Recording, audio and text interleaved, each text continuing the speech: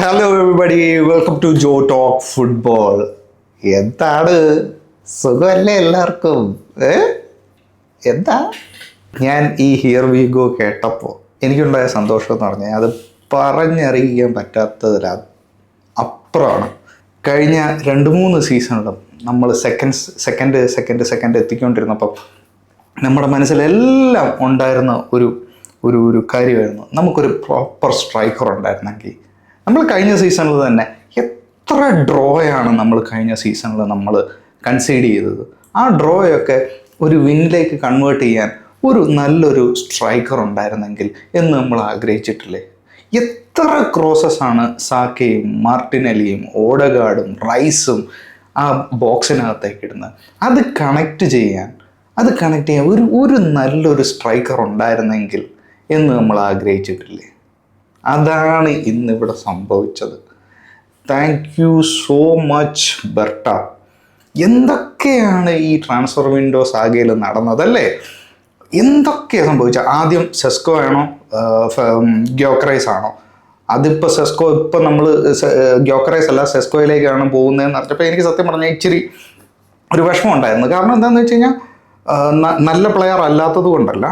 Again he's not a proven player like Gyokeres. 97 ഗോളാണ് കഴിഞ്ഞ 2 സീസണിൽ ഗ്യോക്കറൈസ് അടിച്ചിരിക്കുന്നത്. So he's not a proven player. നമുക്കിപ്പോൾ വേണ്ടത് പ്രൂവൺ പ്ലെയറാണ്. ഇങ്ങനത്തെ ഒരു പ്രൂവൺ പ്ലെയർ വന്നാലേ നമ്മളെ ആ ഗെറ്റിംഗ് ഓവർ ദ ലൈൻ എന്നൊക്കെ പറയത്തില്ലേ, he is a player who can get us over the line. നമ്മൾ ആ ഒരു കപ്പിന് തൊട്ടടുത്താണ് നമ്മളിപ്പോൾ നിൽക്കുന്നത്. ഇങ്ങനത്തെ ഒരു പ്ലെയർ, ഒരു റെഡിമെയ്ഡ് പ്ലെയറാണ് നമുക്ക് വേണ്ട. അതുകൊണ്ടാണ് എനിക്ക് സെസ്കോയിലേക്ക് ഇങ്ങനെ ലിങ്ക് ആയിക്കൊണ്ടിരുന്നപ്പോൾ എനിക്ക് സത്യം പറഞ്ഞാൽ ചെറിയൊരു വിഷമം ഉണ്ടായിരുന്നത്. അല്ലാതെ സെസ്കോയുടെ എബിലിറ്റിയോ ക്വാളിറ്റിയോ പൊട്ടൻഷ്യലിനെ പറ്റിയോ എനിക്ക് ഡൗട്ട് ഉള്ളത് കൊണ്ടല്ല. Sesko is still A very good player. പക്ഷേ ആർസണലിന് വേണ്ടത് എൻ്റെ ഒപ്പീനിയൻ ഗ്യോക്കറൈസ് തന്നെയായിരുന്നു എന്നാണ് അപ്പോഴും ഇപ്പോഴും. And I M so happy with this signing. അത് കഴിഞ്ഞിട്ട് ഗ്യോക്കറൈസിനെ നമ്മൾ അപ്രോച്ച് ചെയ്യുന്നു. ഗ്യോക്കറൈസിനെ നമ്മൾ ഇപ്പോൾ സൈൻ ചെയ്യും അതിങ്ങനെ നീണ്ടു പോകുന്നു. അതിനിടയ്ക്ക് മാഞ്ചസ്റ്റർ യുണൈറ്റഡ് വരുന്നു. ആ ഡീല് ഏതാണ്ട് കൊളാപ്സ് ആവുന്ന ഒരു അവസ്ഥയായി. പിന്നെ ഓക്കെ, പ്രശ്നമൊന്നുമില്ല, എല്ലാം സൈൻ ചെയ്യാൻ പോവാണ് എന്ന് കഴിഞ്ഞപ്പോഴത്തേക്ക് സ്പോർട്ടിംഗ് ലിസ്ബൺ പിന്നെയും മുട കാണിക്കുന്നു. ഭയങ്കര പ്രശ്നം, ഞങ്ങൾക്ക് 80 തന്നെ വേണം എന്ന് പറയുന്നു. ഇപ്പോൾ സൈനിങ് നടന്നിരിക്കുന്നത് 63.5 മില്യൺ യൂറോയും ആഡ് ഓൺ ആയിട്ട് 10 മില്യൺ യൂറോയുമാണ് ചെയ്തിരിക്കുന്നത്. പ്രശ്നം എവിടെ ആയിരുന്നു എന്ന് വെച്ച് കഴിഞ്ഞാൽ സ്പോർട്ടിംഗ് ലിസ്ബണ് 80 മില്യൺ എന്നുള്ള ഒരു പ്രൈസ് ടാഗിൽ അവരിങ്ങനെ ഉറച്ചു നിൽക്കുകയായിരുന്നു.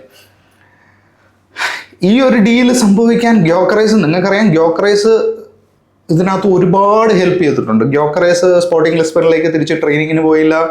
ഗ്യോക്കറൈസ് സ്ട്രൈക്കിന് ഇറങ്ങി. ഗ്യോക്കറൈസ് സ്വന്തം സാലറി സാക്രിഫൈസ് ചെയ്തു, 2 മില്യൺ സാക്രിഫൈസ് ചെയ്തു. ഗ്യോക്കറൈസിൻ്റെ ഏജൻറ്റ് കമ്മീഷൻ കട്ട് ഡൗൺ ചെയ്യുന്നു. അങ്ങനെ ഒരുപാട് ഫാക്ടേഴ്സ് ഈ ഒരു സൈനിങ്ങിന് സഹായിച്ചു എന്ന് തന്നെ പറയണം. എനിക്കിതിൽ ഏറ്റവും ഇഷ്ടപ്പെട്ട കാര്യം എന്താണെന്ന് വെച്ച് കഴിഞ്ഞാൽ, ഇങ്ങനെ കുറേ ലിങ്ക്സ് ഒക്കെ വരുന്നുണ്ടായിരുന്നെങ്കിൽ ഗ്യോക്കറൈസ് ഒറ്റ കാലയിൽ നിന്നിട്ട് എനിക്ക് ആർസണൽ മാത്രം മതി, വേറെ ഒരു ക്ലബിലേക്ക് ഞാൻ പോകുന്നില്ല, മാഞ്ചസ്റ്റർ യുണൈറ്റഡിലേക്ക് ഞാൻ ഇല്ല. ഒന്നാലോചിക്കണം, ആമറും പണ്ടത്തെ കോച്ചാണ്, എന്നിട്ട് പോലും അങ്ങോട്ട് പോവാതെ നമ്മുടെ ക്ലബിലേക്കാണ് വന്നിരിക്കുന്നത്. സോ ആ ഒരു കോൺഫിഡൻസ് എന്ന് വെച്ചാൽ അത് സമ്മതിച്ചു കൊടുക്കേണ്ട ഒരു കോൺഫിഡൻസ് തന്നെയാണ്. ഞാനിവിടെ വന്നു കഴിഞ്ഞാൽ, ഞാൻ പ്രീമിയർ ലീഗിൽ തിരിച്ചു വരുമ്പം, ആ വാക്ക് നമ്മൾ എടുത്തു പറയണം, തിരിച്ചു വരുമ്പം ഞാൻ സക്സസ് കൊണ്ടുവരും എന്ന് പുള്ളിക്ക് 100% കോൺഫിഡൻസ്, ആ ഒരു ഹങ്കറുണ്ട്. ആ ഒരു ഹങ്കറാണ് നമുക്ക് അവിടെ കാണാൻ പറ്റുന്നത്. കുഴപ്പമില്ല, എൻ്റെ 2 മില്യൺ പോയാലും കുഴപ്പമില്ല, ഞാൻ അടുത്ത സീസൺ വന്ന് ഗോൾ അടിച്ച് കയറ്റി ഞാൻ കാണിച്ചു തരാം എന്നുള്ളത്. നമ്മൾ വേറൊരു കോമഡി അല്ല, വേറൊരു ഫാക്ട് എന്താണെന്ന് വെച്ച് കഴിഞ്ഞാൽ, ഫസ്റ്റ് പ്രീമിയർ ലീഗ് ഗെയിം നമ്മുടേത് മാഞ്ചസ്റ്റർ യുണൈറ്റഡുമായിട്ടാണ്. So that will be a very interesting game to watch. I cannot wait for this game to come. Anyway, അപ്പോൾ ഇനി നമുക്ക് വേണ്ടത് വളരെ ചെറിയൊരു സൈനിങ് കൂടാണ്. ഇല്ലെങ്കിൽ ഷാവി സിമോൺസിനെ പറ്റി നമ്മൾ നല്ല ഒരു ലിങ്ക് വരുന്നുണ്ട്. പക്ഷേ ഇപ്പോൾ പ്രശ്നം എന്താണെന്ന് വെച്ച് കഴിഞ്ഞാൽ, ചെൽസി സിമോൺസിനെ നന്നായിട്ട് നോക്കുന്നുണ്ട് എന്നാണ് കേട്ടത്.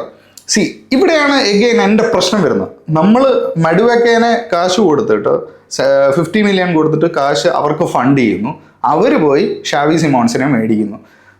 അങ്ങനെ ഷാവി സിമോൺസിനെ അവർ മേടിക്കുകയാണെങ്കിൽ അത് ഭയങ്കര ഒരു ബാഡ് ബിസിനസ് ആയിരിക്കും. നമ്മുടെ ഭാഗത്തു നിന്ന് നമ്മൾ നോണി മെഡുവക്കേനെ മേടിച്ചതെന്ന് പറയേണ്ടി വരും. എസ് എ വന്നില്ലെങ്കിൽ, എസ് എയോ സിമോൺസോ ആരിലും നമ്മുടെ ക്ലബ്ബിൽ വന്നില്ല, നമ്മളത് ഡയറക്റ്റ്ലി അവരെ ഫണ്ട് ചെയ്തതുപോലെയാവും. സിമോൺസൊക്കെ അല്ലേ നല്ല ടാലൻറ്റഡ് പ്ലെയർ അല്ലേ. സോ അങ്ങനത്തെ ഒരു പ്ലെയർ നമ്മുടെ ക്ലബ്ബിലേക്ക് ഇനി ഞാൻ പറയാൻ ഉദ്ദേശിക്കുന്ന ആ ലെഫ്റ്റ് വിങ്ങിലെ ആ ഒരു ഗ്യാപ്പ് നമ്മൾ ഫില്ല് ചെയ്യണം. മാർട്ടിനെല്ലി അൺഫോർച്ചുനേറ്റ്ലി കഴിഞ്ഞ സീസണും അതിൻ്റെ മുമ്പത്തെ സീസണും ചെറിയതായിട്ടൊന്ന് ഫോം ഡിപ്പായി. എസ്പെഷ്യലി കഴിഞ്ഞ സീസണിൽ നല്ല ഫോം ഡിപ്പായിരുന്നു. ട്രൊസാർഡ് അത് കവർ ചെയ്തെങ്കിൽ പോലും വലിയ രീതിയിലൊന്നും കവർ ചെയ്തില്ല. ട്രൊസാർഡ് ക്ലിനിക്കൽ ആയതുകൊണ്ട് കുറേ കാര്യങ്ങളൊക്കെ നമുക്ക് കവർ ചെയ്യാൻ പറ്റി.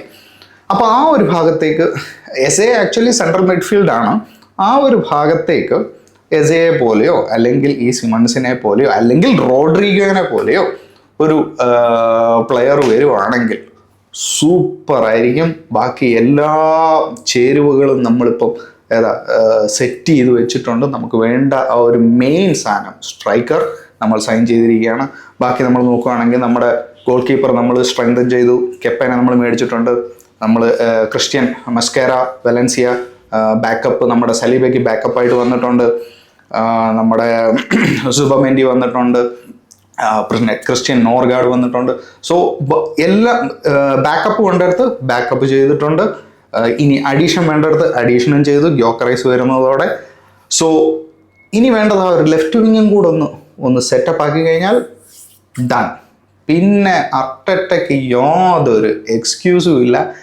Ether premier league or champions league must win. ഇനി ഒരു എക്സ്ക്യൂസ് ഇല്ല. ഇനി ഒരു വർഷം പോലും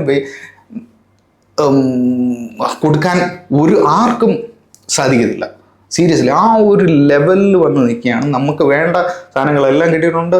സോ അർട്ടറ്റ ഐ റിയലി വിഷ് അത് ചെയ്യാൻ പറ്റട്ടെ.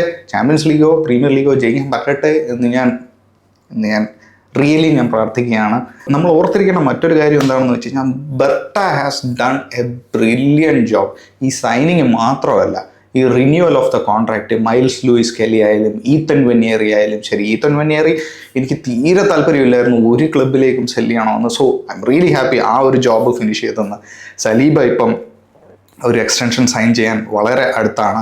ഗാബ്രിയൽ സൈൻ ചെയ്തിരിക്കുന്നു. സോ നമുക്കുള്ള പ്ലെയേഴ്സിനെ റീറ്റെയിൻ ചെയ്യാനുള്ള ആ ഒരു കഴിവും ബെർട്ട കാണിച്ചു. അതുപോലെ തന്നെ ഞാൻ ഈ കുറച്ചു മുമ്പ് പറഞ്ഞ അഡീഷൻ കൂടെ വന്നപ്പോഴുണ്ടല്ലോ, he has done almost in my opinion 80% of the job. 80%. ഇനി അടുത്തൊരു 20% എന്ന് പറഞ്ഞു കഴിഞ്ഞാൽ നമ്മുടെ ക്ലബിൽ കുറച്ച് സെല്ലിംഗ് ഒക്കെ നടത്താനുണ്ട്. ഈതർ ട്രൊസാർഡ്, മാർട്ടിനെല്ലിനെ സെല് ചെയ്യണമെന്ന് ഞാൻ ഒരിക്കലും പറയത്തില്ല. കാരണം എനിക്ക് മാർട്ടിനെല്ലി എന്ന് പറയുന്ന ആ പ്ലെയറിനെ ഒരുപാട് ഇഷ്ടമാണ്. കാരണം മാർട്ടിനെല്ലി എന്ന് പറയുന്ന ആ പ്ലെയർ ആർസനലിനെ, നമ്മൾ ആർസനൽ ഫാൻസ് സ്നേഹിക്കുന്ന പോലെ തന്നെ ആർസനലിനെ സ്നേഹിക്കുന്ന ഒരു പ്ലെയറാണ് മാർട്ടിനെല്ലി. ഇതുകൊണ്ടാണ് എനിക്ക് മാർട്ടിനെല്ലിയെ സെല് ചെയ്യാൻ യാതൊരു താല്പര്യമില്ലാത്തത്. സോ ട്രൊസാർഡ് അങ്ങനത്തെ ഒരു പ്ലെയറുണ്ട്. അങ്ങനെ കുറേ സെല്ലിങ്ങും കൂടെ കംപ്ലീറ്റ് ചെയ്യുകയാണെങ്കിൽ ബെർട്ടയ്ക്ക് നമുക്ക് ഈ സീസണിൻ്റെ സമ്മർ ട്രാൻസ്ഫർ വിൻഡോ 100% റേറ്റിംഗ് കൊടുക്കാം. So Gyokeres, welcome to Arsenal.